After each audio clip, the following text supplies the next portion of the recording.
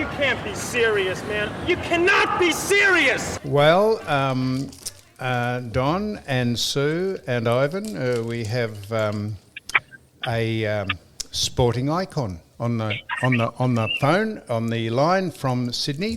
I think she's in Sydney, and her name is Jane Flemming, and she has been a star of athletics in Australia, and I'm going to read out. This is what it says about Jane before we have a chat to her. Jane Flemming is a managing director of Flemming Promotions, a highly successful marketing and sponsorship company that advises some of the biggest corporate brands in Australia and the UK. Jane is also one of Australia's best-known sporting personalities. During her sporting career, the dual Olympian won 2 Commonwealth Games gold and 2 silver medals, 13 national titles, had a world ranking of two, I think it says 2, and broke hundreds of records over a period of 15 years in elite competition. Jane remains the Commonwealth Games heptathlon record holder set in 1990.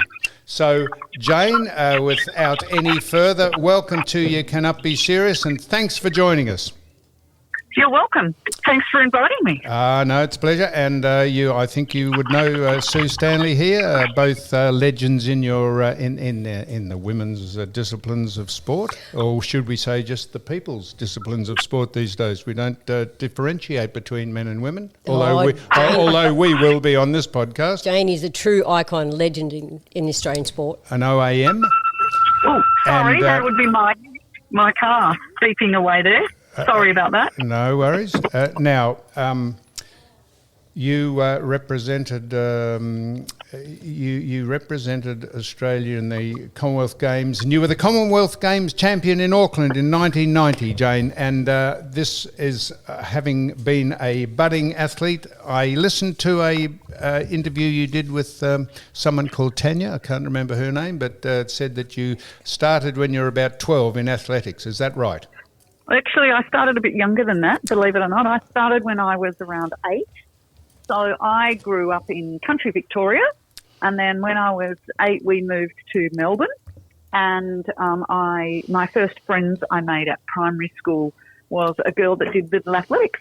So I asked my parents whether I could go along and have a go. Like a lot of kids, I guess, in Australia, they've participated in little athletics at some point or another, and that's how I got started. So why did you concentrate on the heptathlon, which I think the events in heptathlon for women seem to be different for men for some reason, but I think you'll tell me the heptathlon events are 100 hurdles, high jump, shot put, 200 metres, long jump, javelin and 800 metres. That's correct. And the heptathlon events are different because the men don't do the heptathlon, or they do it indoors, but men do the decathlon, which is 10 events. Oh, so they do. Yeah. They, for some reason, do the 60-metre sprint, the long jump, the shot put, the high jump, the 60-metre hurdles, the pole vault, the 1,000 mile or 1,000 metres. So that's the indoor heptathlon. So when women compete indoors, we do a pentathlon, and that's all done in one day, and that's 5 events in one day. And the men do a heptathlon indoors. And then outdoors, women do the heptathlon and men do the decathlon. Gee, Jane, it's a wonder the woke haven't got onto that. Seems discriminatory. One in, all in. There is definitely have been many conversations around whether women should do the decathlon or not. And it's been going on forever and a day. So it hasn't changed yet. We'll wait and see. Did you put your hand up, Don? This is Don Scott here, incidentally. Jane, I was an admirer of yours. You were probably the first female. Did you consciously go out and market yourself after your success after Auckland? Because in my mind, you were the first to really get recognition from the private sector as far as sponsorship. I go back to Rexona, I think might have been one of your earlier products. Yes, it was. Look, I think I've always had a natural marketing brain, and then I kind of went into that area commercially as well once I finished athletics. I think probably in a way it's one of the things that I am most proud of. I think probably Lisa Curry and I paved the way for generations of women following us to feel like they could at least be commercially successful through having a sporting career, because at that point not many female sports certainly got paid. And also the other thing is too that I come from the sport of athletics, which is very, very gender equal and always has been, in terms of we compete at the same time for the same prize money, the same distances, the same events, and there's never been, we don't call it women's athletics, we just call our sport athletics. Whereas a lot of the other sports, it's women's cricket or women's rugby or women's football, whereas we're just athletics. And so I think that really helped with regards to my commercial success as well. So, yeah, but it was, yes, it was. That was one of the things that I look back on, and I think perhaps in terms of having influence on the broader world was something that both Lisa Curry and I kind of led to. I tell you what, you had influence in the broader world on, Jane. You're a bit raunchy back in the mid-90s when I think you brought out a Golden Girls calendar and you were wearing nothing more than gold paint over your entire body, a bit like Goldfinger, Dr. No's Goldfinger, and that was sort of out there, Jane. Yeah, it was. I laugh about that now. If you look at those calendars now, honestly, we were so tame to what you see now on social media. I mean, there would be kids that are, under 8 years old that have more provocative poses than what we did back then, and it did cause a lot of controversy. And we outsold Elle Macpherson's calendar. That was awesome at the time. For those of you that remember Elle Macpherson, do we ever? And then we were living a bit on the edge, I guess, at that point. But again, it was really around demonstrating a whole different aspect to female athletes. At that point, there was a really big kind of image that if you touched a weight and you were a female, you were going to end up looking like Arnold Schwarzenegger, and it was sort of, I guess, a whole series of different motivations to get that done. So just take us through the process, Jane. You turned up at the film studio and they said, look, could you get all your gear off and we'll get some spray paint and we'll just stand there and we'll paint you gold. Is that vaguely how it worked? You'd laugh. Actually, many in the room while it was happening? The photographer was also the makeup, or the makeup artist and photographer were the same person. You'd laugh. Her name was Bambi. Oh. So it was the whole series of things was quite amusing, really. But as I said, look back on that, it was very, very tame compared to what goes on nowadays. And then you had another crack at it the next year. You had flames painted on you. So it was a work in progress, Jane. It was indeed. Let us know if you're going to do it again, will you? We'll all come up and watch. Yeah, really. In both those calendars were a couple of female sports people that are now federal politicians. So, really? So Teal politicians, Sophie Scomps and Zali Stegel, were both in those calendars. Fantastic. So I laughed when they both sort of started to run for politics. I was waiting for those images to come out in the public. Well, you've certainly let them out now, Jane. When you look when you look back, Maury Plant was involved with you in a substitution. It was a bit of a controversy. Mm-hmm. Do you think you were lucky getting out of it? The girl that you gave the urine sample to, I think she got rubbed out. Maury Plant got outed as a manager for Athletics Australia, and you were basically untouched. I was 20 years old on my first ever overseas trip and had a manager of our team. I was on my own. I had no coach with me, nobody else, no other senior person with me. And a manager of that team came and asked me to do something. I just felt completely and utterly violated, to tell you the truth. Over the whole saga, I was so young. First time I'd ever travelled to Europe. First time I'd ever competed in a meet in Europe. And I was put in that situation by a person of authority. And I think it was really wrong. It's history now, a long, long time ago. And one of the things that I find a little frustrating in this day and age is that in many ways we are judging yesterday's behaviour on today's standards. Yeah. And of course in 30 to 40 years, standards change all the time. So I kind of, look back at that, it's a very long time ago now, and I look back at that era and go, well, we were in the middle of I would say the height of drugs in sport. It was prior to Ben Johnson ever getting caught positive, and I think that's what blew the whole sort of drugs in sport culture of the 70s and 80s out of the water. And, that it is as it is. Can't change history. Might I add, Jane, we haven't got you on here to make you feel uncomfortable about any of this. Yeah, I do feel really uncomfortable about it because I'm a really moral, ethical person. I can understand that. And I was put in the worst situation as a 20-year-old. And the authorities, I think it was wrong. The authorities absolutely were at one with you because they just gave you a reprimand, and that would prove that you were just a tool, if you like, or just being used. And so, as I say, and it was interesting. The head of the Olympic Committee at the time was John Coates, and also the Sports Commission or the Institute of Sport were very supportive of me under those circumstances, and I remember that support to this day. So please don't think, I wonder why I came on to do this interview. This is not why we got you on at all. I'm going, really? No, we're not. No, but that's part of what happened and who you are. So yeah, it is, absolutely. So now I'm hesitate to say this now that I've just said that, but my great beef in athletics is the fact that transgender men in any sport can pretend or signal that they're women and then infiltrate women's swimming, athletics, anything, any sport at all. I have no idea why why everyone is not at one with this. Why can biological males play or be involved in women's sport? It is beyond me, and why the women's lobby aren't up in arms about this stuff. And it is just extraordinary. And I know you're an advocate of keeping women's sport for women. I think you are, and men's sport for men. Are you not? I am. I'm an advocate of having a fair playing field, is what I'm really an advocate of. And every rule in sport is made to make sure that it is fair, whether that is a weight category, whether that is an age category, whether that is a skill category, or whether that is a gender category.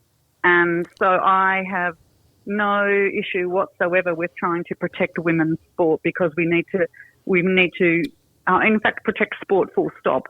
We need to make sure that we are constantly providing a fair and safe environment for all of those that participate.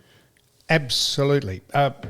In fact, you are quoted as saying there are categories in all forms of sport and their purpose is to exclude those that have an unfair advantage over others, and that you're quoted as saying that. Now, this is moving.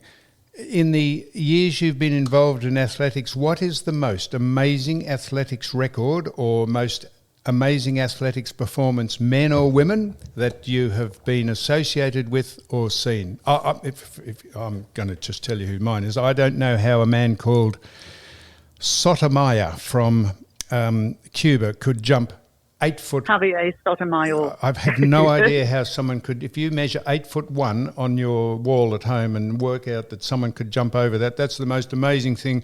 What's the thing that has startled you or has impressed you the most in any form of discipline, men or women, Jane? I think one of the things that I'm so lucky around is that track and field, I guess, is really the test of all human endeavour. Who can run the fastest? Who can jump the highest, the longest, throw the furthest? And because I've commentated after my competition career, I have seen a lot of incredible performances. So it's very hard to go past a 100-metre world record, and I've seen a lot of them. And then the reason that I say that is because I look at the competitive environment of athletics. There are more countries that compete than are members of the United Nations. Every time you line up at a World Championships or Olympics, you compete against 3 from every nation, and in most other sports, it's 2 or 1. And every able-bodied person that we know has tried to run as fast as they can. And so I look at somebody like a Usain Bolt when he runs across the line in 100 metres, and what I can absolutely tell you is he's the fastest human that's ever stepped foot on the earth. And so I think from that perspective, that is amazing. But there's so many of them. You talk around that 8'1" high jump of Sotomayor's, but Mike Powell's jump of 8.95 in the long jump is longer than 2 Commodores parked back to back, and just last week, a guy named Mondo Duplantis pole vaulted 6 metres 22 to break the world record. Did he? Now that is higher than a 2-story house.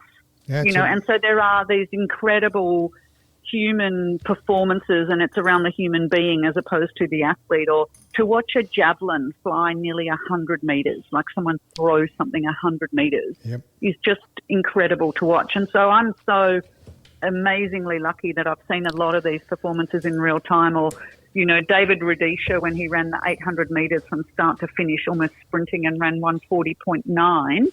And it's hard to put even any of that into perspective. But what I can say is that most people wouldn't be able to run 100 metres as fast as he ran 800 in a row. And I would suggest most AFL footballers, most rugby players, most tennis players could not run that 100 metres as fast as he did 8 in a row. But what do you put that to, Jane? Because you've seen the sport go from where you started and how you progressed through the years and how athletics has changed. Is it the training techniques that have changed? Is it the development of the sport? Is it the equipment that we use? Or what do you put that down to? Because, we've all got 2 arms and 2 legs and a head. So. Yeah, I think there's a lot, Sue. When I look at even somebody like David Rudisha, he was probably the tallest, longest-legged 800-metre runner that had ever run at that level. Maybe there was another Cuban that won a 400, 800-metre double that may have been built similarly, so his stride length was so much longer. I would say the same thing with Usain Bolt. Usain Bolt took at least 1 stride less to cover 100 metres than everybody else in the rest of the field. So there's that physical change that I think has happened. I think there is there's a natural selection process, obviously, that goes on within that. And I think our sport, athletics certainly doesn't really have many socioeconomic barriers to it. So we get a lot of talent and a lot of freaky human species that come into athletic sport. I mean, it's funny when I went to the Olympics, and the first time I'm standing around in the Olympic Village dining room.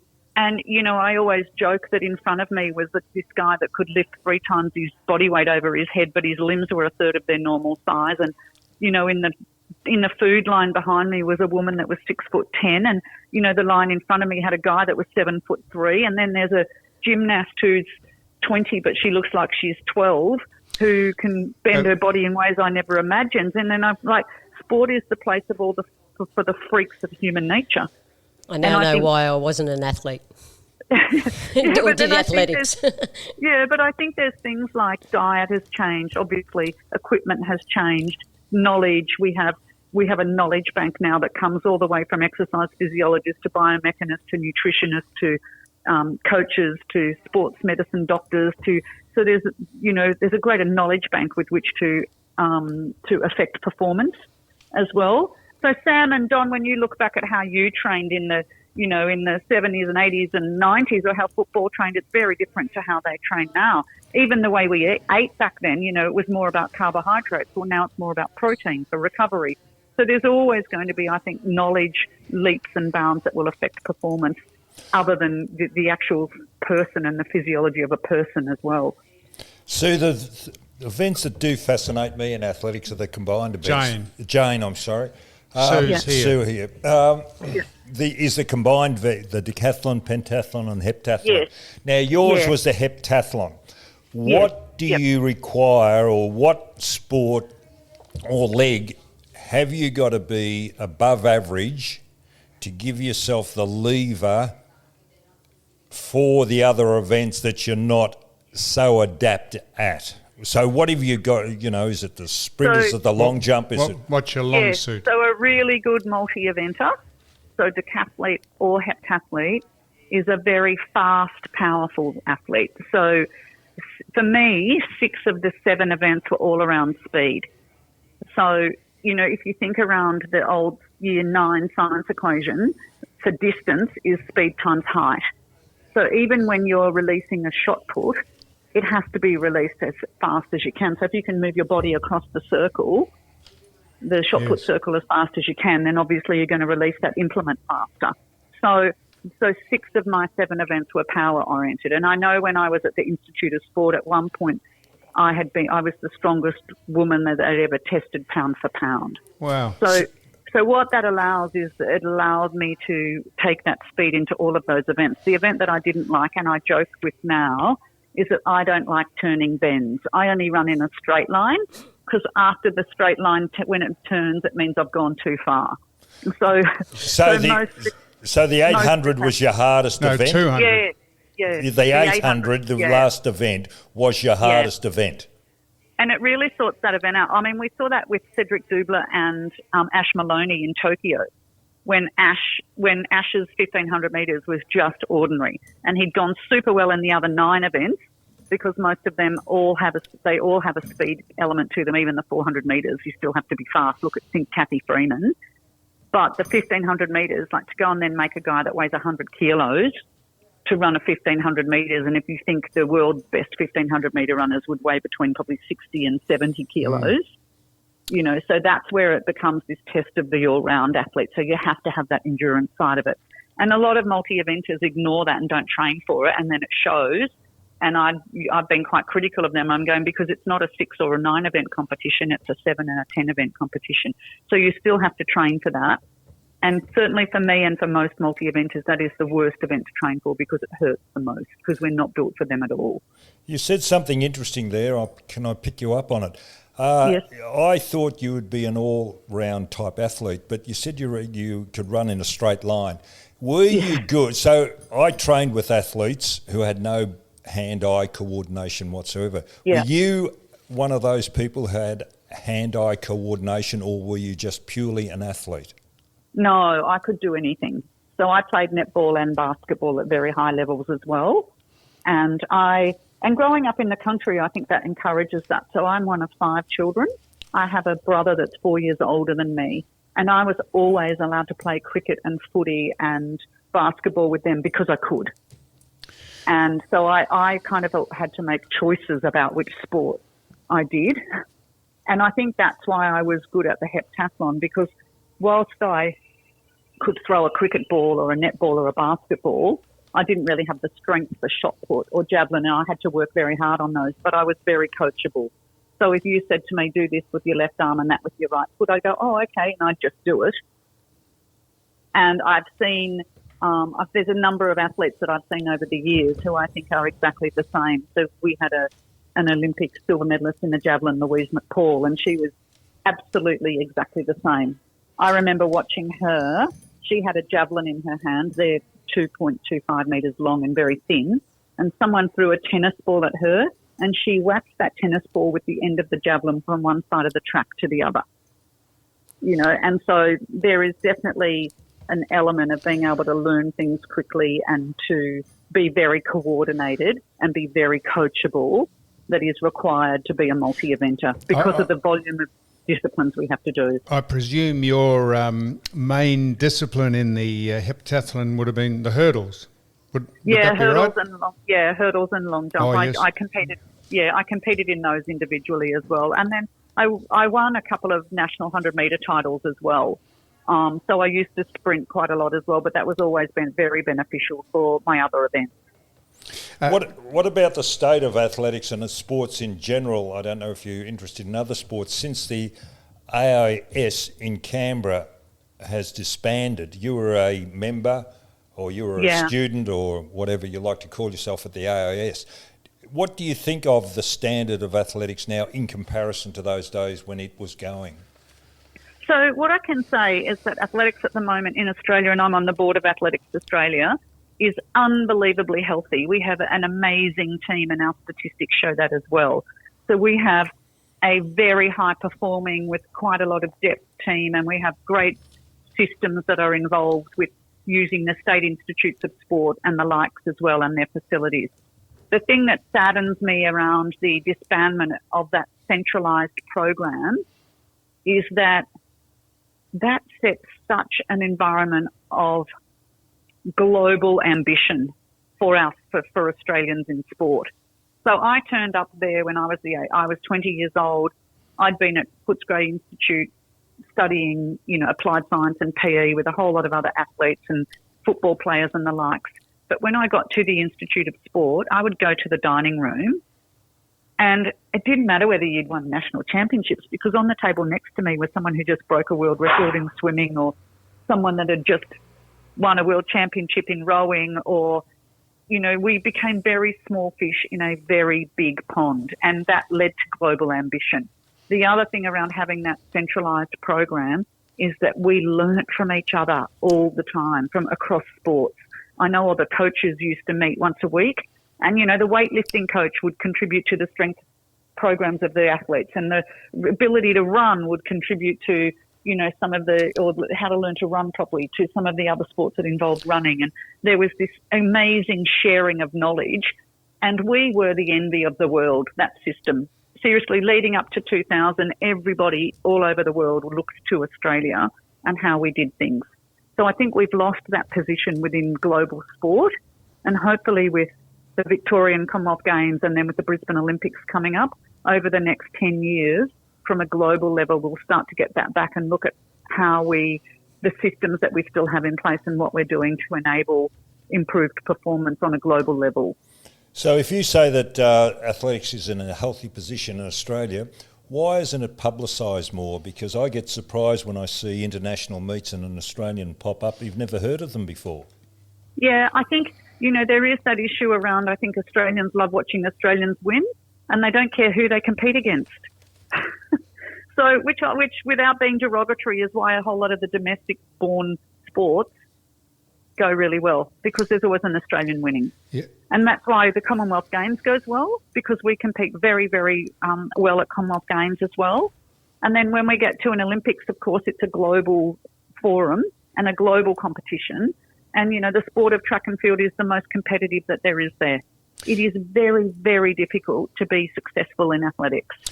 So besides Kathy Freeman in 2000, Sally Pearson winning the Olympic gold was probably the most, not excited I've been, but that you're quite right about an Australian taking on the world.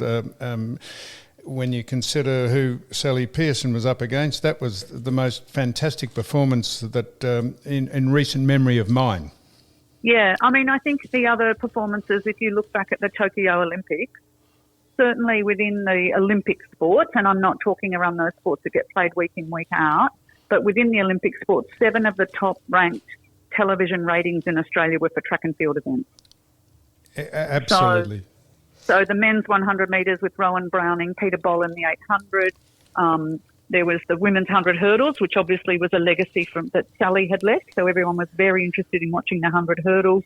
There was a series of women's 1,500 metres where we had 2 in the final. So I think there is absolutely a place for that. But if I can even go back to the last month, Australia just hosted the World Cross Country Championships in Bathurst.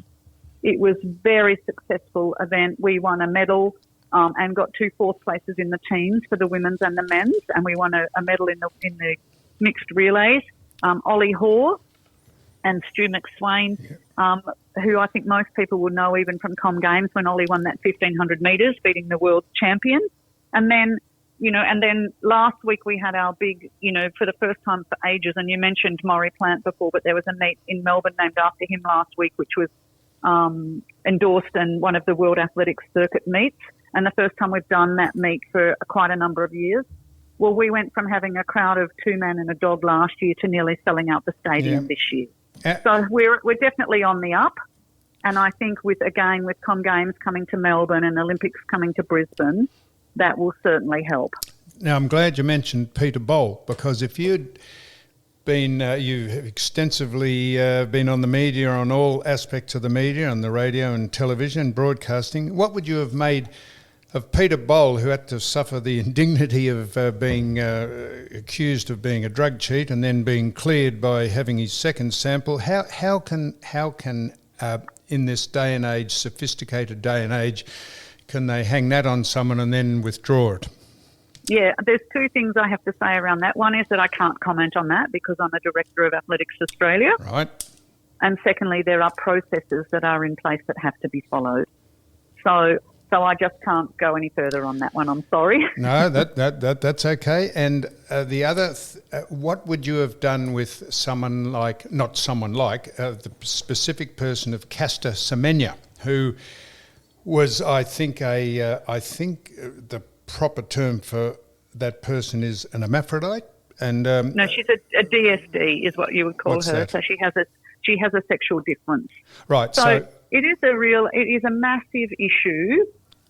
Because she was within head and sport. shoulders above the women she ran against in the 800 metres, wasn't she? Look, it's a really, really complex. It's very different to I think there are two distinct challenges that we have within athletics or within sport. One is the transgender issue, which we've already touched on, Yep. but DSD is quite different. It is. The DSD is the way someone is born. In many countries, that may be medically dealt with during infancy, but in quite a lot it is not. And, there are steps and consultancy processes going on across the world at the moment, across the world of athletics, on what kind of regulations and rules we will be able to apply globally to try and adequately protect women's sport, but also try and provide opportunities for those. So, sorry, that's my dog who's not very happy at the moment. For DSD athletes to participate in sport in some way. No, we won't hold you too much longer, so you can tell the dog that. So it is absolutely not Caster Semenya's, nothing to do with her, no fault of hers. But would you have allowed her, if you had been an adjudicator, would you have allowed her to compete against women? Well, what they're doing at the moment, the rule that currently exists within world athletics, is that there is evidence to show that a DSD athlete does have advantage in events from 400 to 1,500 metres. Yep. So they are no longer allowed to compete in those unless they are willing to drop their natural testosterone levels to below a certain level. And that is being looked at again at the moment. And obviously prior to Caster Semenya and a couple of other athletes, there wasn't, I guess, the awareness of that condition, of how it impacted performance and the likes, and now there is evidence around those. It is a very challenging environment with which World Athletics has to try and deal. And they're doing a good job at the moment, and again, as I just said, they're in the mid-process of reassessing the guidelines around that whole sphere of our sport. Do you think there's a fine line between taking performance-enhancing drugs or supplements so that you can attain and then get off them in time to be tested so that you are legally certified to run? Because we watched the farce of Marion Jones, if you like, in Sydney when she was head and shoulder, or streets ahead of everyone, and we all revered her as a great champion, and then she graciously, if you like, probably had to, just conceded that she'd been taking them, and they stripped her of the medals. Is there a fine line between taking performance? Is there a place for taking drugs in athletics? No, there's not, and I think one of the things that's definitely changed. I mean, Marion Jones was in 2000, so we're 23 years on from there. Yep. But certainly the drug testing regimes are way broader now than what they used to be. So there are more out of competition tests. There are things called a whereabouts, where you have to inform the authorities of where you are for every day of the year at a certain time in case they want to come and test you. And absolutely, there are people, if you have 3 whereabouts failures, if they come to try and test you and you're not there, then you get 3 chances, and on your third you get struck off. So it is a lot more difficult to be taking things, and I have to preface this with that we know of and that are testable. It is a lot more difficult to get away with that nowadays than what it would have been 20 years ago, 23 years ago. So Marion Jones was caught taking something they nicknamed the Clear, which was a drug that was not known to testers. And I guess, as with most human endeavours, there are those that will want to try and win by cheating, and I often equate the drug taking to insider trading. Human nature will always have people trying to take a shortcut, and the rewards for success are so great that motivates them to do so. But obviously our testing regimes and sport governing bodies as a whole across the world have definitely made it harder to get away with performance-enhancing drugs of any sort over the last 20 years. Now, Jane Flemming, we're speaking to. In 2007, Jane, I only mention this because I might have seen you actually on the track itself. In 2007, you walked up the Kokoda track in New Guinea. Okay. I reckon it was about the year I did it with a colleague of mine, Gary Lyon. It's the hardest thing I've ever done in my life. I'm sure you probably could have run the Kokoda track. That nearly killed me. You did that for the National Breast Cancer Association, or actually, I did that one for Ronald McDonald House, which I think most that people Humpty know. Dumpty? Humpty Dumpty, I climbed Mount Kilimanjaro. Yes, I was going to get onto that. Yeah. So, did you find you wouldn't have found the Kokoda track? It was emotional, but you wouldn't have found it hard, I presume. So, Sam, you might equate to this, or anyone who's done sport. Yes, it was physically demanding, but what I did find not as demanding was the mental challenge, because when you are an elite athlete, and I'll use an example. Let's say I have to run 10 200-metre repetitions. There is constantly a battle between one side of your brain saying you need to stop, you are in pain, and the other side of your brain saying you've got to keep going, you've got 4, 5, 6 more to go. And that internal battle, getting you through to the whole session, I think is very mentally draining. When I was on Kokoda, I didn't find I had that mental battle because I didn't have a choice. And I think taking the challenge of the choice away, like what was I going to do, just stop and sit in the middle of the jungle? Well, no, I didn't have a choice, so I didn't even think about that. So I didn't have that mental challenge that I think getting through a very difficult physical training session provided. So I didn't find that as challenging as some of the training sessions that I had to try and almost crawl to the end of. But it was physically challenging, so don't get me wrong with that. The only thing I thought of for 8 days was how I'm going to end the day getting to our next stop. I think I was 65, and I've never found anything as hard in my life. And okay. So I definitely found it physically challenging, but it wasn't the most physically challenging thing I've done. What about and then I did. So Kilimanjaro, I remember talking to, if you remember, our ex-minister Joe Hockey. Yep. And Joe had done both. And he described it perfectly to me. He said, every day on Kilimanjaro is 10 times easier than any day on Kokoda. But the summit of Kilimanjaro is 10 times harder than anything you'll get on Kokoda. Wow. How tall, what's the height of Kilimanjaro? Nearly 20,000 feet. Holy mackerel. Yeah, 6,000 metres. And I got unbelievably altitude sick doing Kilimanjaro. I started being sick on day 2, almost was evacuated on day 4, and then I had a kind of miraculous turnaround. Then day 5 I was okay, and day 6 we summited. We start summiting at midnight, and it was horrendous. Really? Absolutely horrendous. Was that lack of oxygen, or why did? Absolutely, altitude sickness. And so I seriously at one point burst into tears and said to my husband, do not let me keep going. Wow. If something is going to happen to me and my children will have a disabled mother. Because people die on that mountain. Yeah. And I did end up getting to the summit, and then I got raced down by the Sherpas to back to base camp, and I was, they had to give me all sorts of medication to try and get, sounds really awful, but to get the swelling of my brain down. And then they had to wake me up and I had to walk another 4 hours down. Now, by the time you get 4 hours further down, your oxygen saturation is back to normal. It was all good. I just felt like I'd been run over by a bus. Wow. So I won't do that again. I won't do a challenge. I was going to say, I was going to say, Jane, I don't suppose you'd have a crack at Everest anytime soon.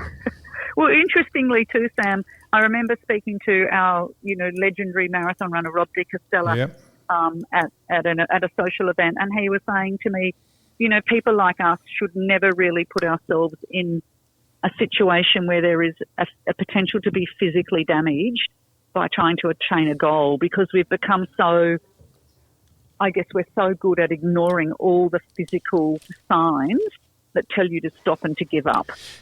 And that is exactly what happened to me on Kilimanjaro. I should not have gone to the summit. I put myself in quite a dangerous situation.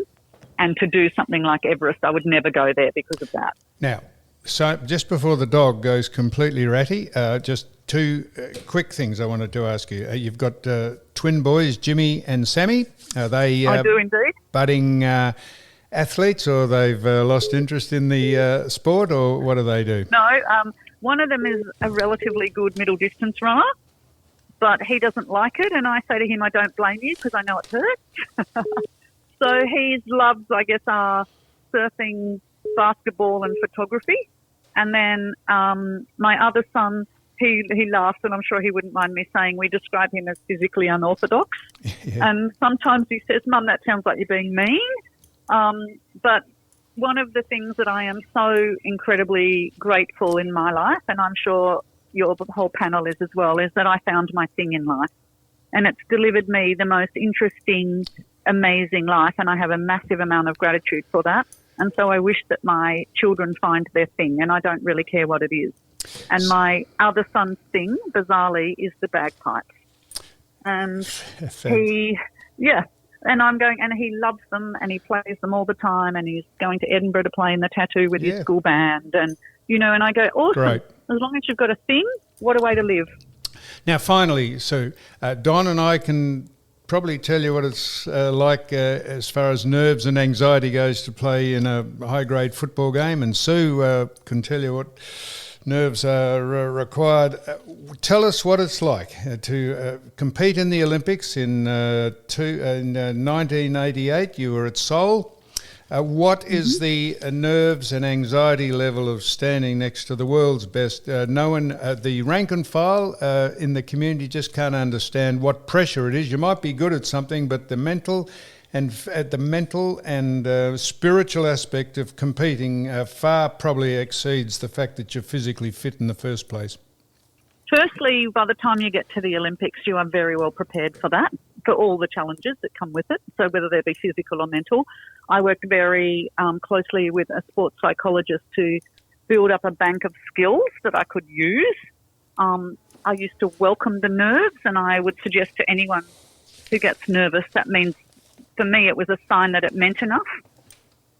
What I did become very good at was regulating how nervous I was, because I knew what level of nervousness, or we call it in science arousal, I needed to be to get my best performance out. And truly, by the time you get to the Olympics, first of all, I'd probably competed against all those people before.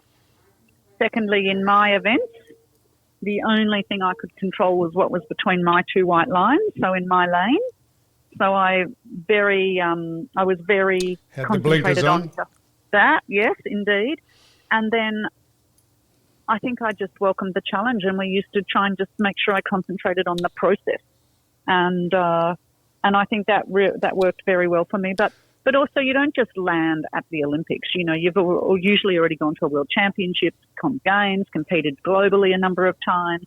So it's something that you are, yes, heightened for, but you absolutely have all of that under control, and you are there for a reason and for a purpose. And I think those things keep the environment something familiar and also something that you are ready for. Is the prestige of an Olympic gold still outweighs being the world athletics champion? Yes. Yes. Absolutely. And I think it outweighs being the world record holder. Yep. I think, there are many, many people who have won multiple world championships that have never won an Olympic gold medal. And if you ask them, they would hand all of their world medals in to get that Olympic medal. Now, there's something around the history of it, isn't there? The history, the meaning of it, the philosophy behind it all. There is indeed. Now, Jane Flemming, OAM, we really appreciate you joining us on You Cannot Be Serious. It's been a fascinating chat. I reckon we could speak to you for another hour, but the dog will probably end up ripping the car to bits. So thank you very much for joining us on You Cannot Be Serious, Jane Flemming. You're more than welcome. Thanks for having me. I'm going to try and turn Jane off here now if I can. I think I've done that. Have we got anything else? I think we'll just wind What this a up legend. here. What a legend.